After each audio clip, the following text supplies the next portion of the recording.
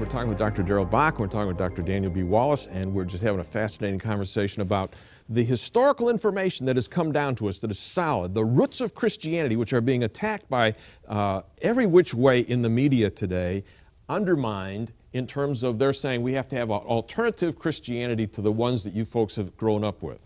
Now, we're saying, whoa, hold up on that, Tiger. Let's look at this one more time.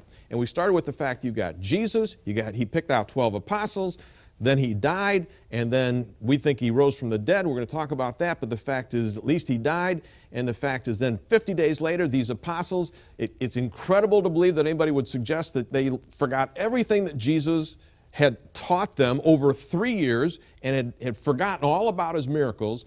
And further, the fact is, what about the people that are standing there listening to him? Peter addresses those people in that sermon that's recorded in Acts. And basically what he says is that what God promised would happen when the Messiah came and the new age was arriving is what is taking place. That the Messiah has come, that the Spirit has gone out into God's people, and that through that there is a testimony of God doing a work inside someone. And he stresses the fact, Peter does, that we were witnesses of these things. In fact, to be an apostle, the reason Jesus had apostles was to gather around him, in effect, students.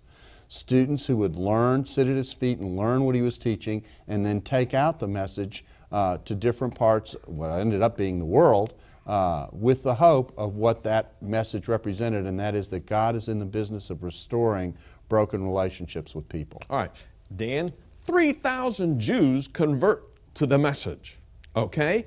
They take that and they go back across the Roman Empire, and those churches, starting from 50 days out, when they got back to their spots, the fact is they start establishing churches. The question is, what was the message that they were preaching to establish those churches? Well, the interesting thing is that after you have this alleged loss of memory, which couldn't have happened really, now you do have a loss of control by the apostles. On the day of Pentecost, the day the church is born, now the message spreads throughout the whole Mediterranean region, and yet we have a consistency in terms of the core of what these people believed everywhere.